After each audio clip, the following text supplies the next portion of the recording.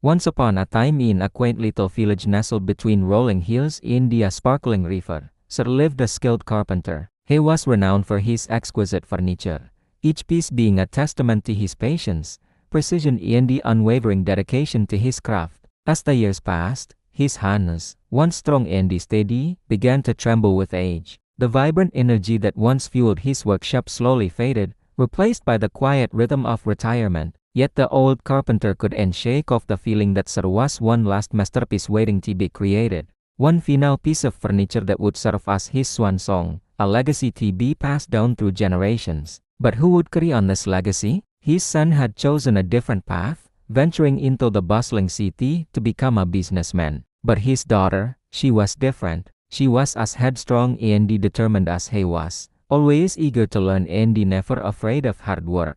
It was her he had in mind. "My darling," he sighed one day, his voice raspy with age, "I believe you have one more piece of furniture to build, something special that you want to pass down to you." His daughter, whose name was Lily, looked up from her book, her eyes sparkling with curiosity. "Oh, father, do tell me more." The old man smiled, his eyes twinkling with mischief. "Let's go to the workshop." Her heart pounding with anticipation. What was the secret project?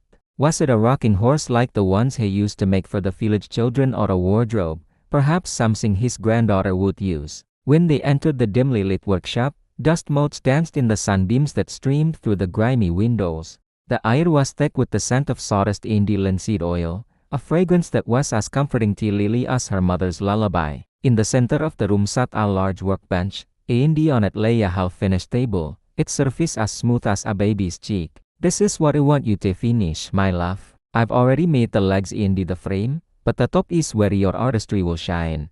The old man sighed, his voice echoing in the vast space. Lily knelt beside the table, her fingers tracing the intricate carvings that adorned the legs. They were in the shape of oak leaves, each vein and curve so lifelike it seemed as though they would reach out and touch her skin. "But father, why this design? We've made men tables like this," she asked, puzzled. "Its design is unique, just like you. It is a symbol of our family's legacy. Each leaf represents years of joy, each curve a melody of happiness. When you finish this table, you will understand." His words sparked a fire within her, a determination to honor not only her father's legacy, but also her own dreams. She was tired of living in her father's shadow, always the village carpenter's daughter. She wanted to forge her own path, to prove that she could stand on her own 2 feet and create a name for herself. This table, she realized, was not just a piece of furniture. It was a challenge, an opportunity to show her father and the world what she was capable of. And so Lily got to work. Day after day, she toiled at the workbench, her movements a graceful dance of precision and power.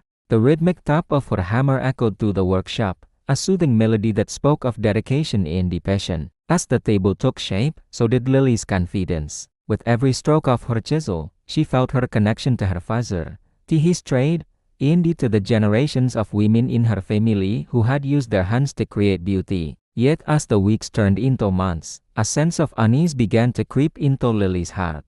Her father's health was failing. The spark in his eyes had dimmed, replaced by a haunting sadness. One evening as she worked, she heard him calling her name. His voice was weak, a merry whisper of its former strength. Rushing to his side, she found him sitting in his favorite chair, his gaze fixed on the unfinished table. "Father, what is it?" she asked, her voice trembling with concern. He reached out a hand, his touch feather light on her cheek. "My darling, I may not have much time left, but I want you to promise me something." "Anything, father? Just ask," she whispered, tears brimming in her eyes. "Promise me you won't abandon what we started. Promise me you'll finish the table," he sighed, his voice hoarse with emotion. Lily's resolve hardened. She wiped away her tears and looked him in the eye. "I promise, father. You have my word," she sighed, her voice ringing with conviction. In the coming days, Lily worked with a renewed sense of urgency. The weight of her promise to her father fueled her determination, driving her to finish the table before time ran out.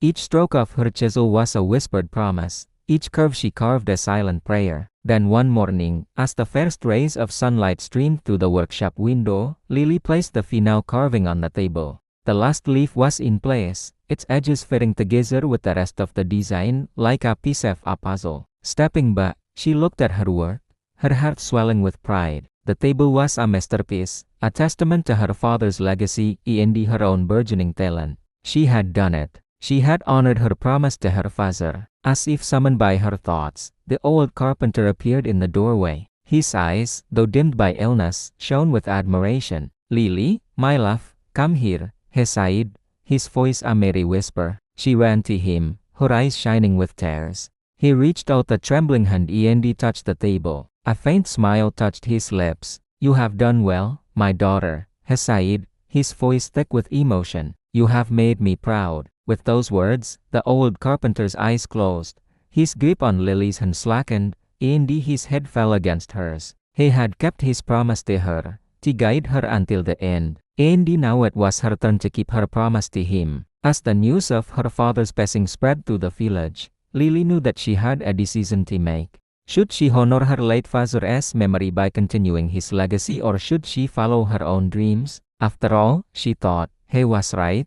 She was not just the village carpenter's daughter. She was Lily, and she had a name to make for herself. The answer came to her in a whisper, soft yet resolute. She would do both. She would finish the table and unveil her father's final masterpiece. Then she would embark on her own journey, taking with her the lessons and the values her father had instilled in her. On the day of her father's funeral, as the villagers gathered to pay their respects, Lily made an announcement. "My father's last project remains unfinished," she said, her voice ringing with conviction. "And with your help, intend to complete it." The villagers, moved by her words and the love she had for her father, rallied around her. Together, they returned to the workshop, their presence a comforting embrace as Lily continued her father's work. Finally, when the table was complete, they gathered once again, this time in the village square. As Lily unveiled the table, gasps of admiration rippled through the crowd. The intricate carvings, the flawless joinery and the sheer beauty of the piece took their breath away. In the center of the table, Lily placed a bouquet of her father's favorite flowers.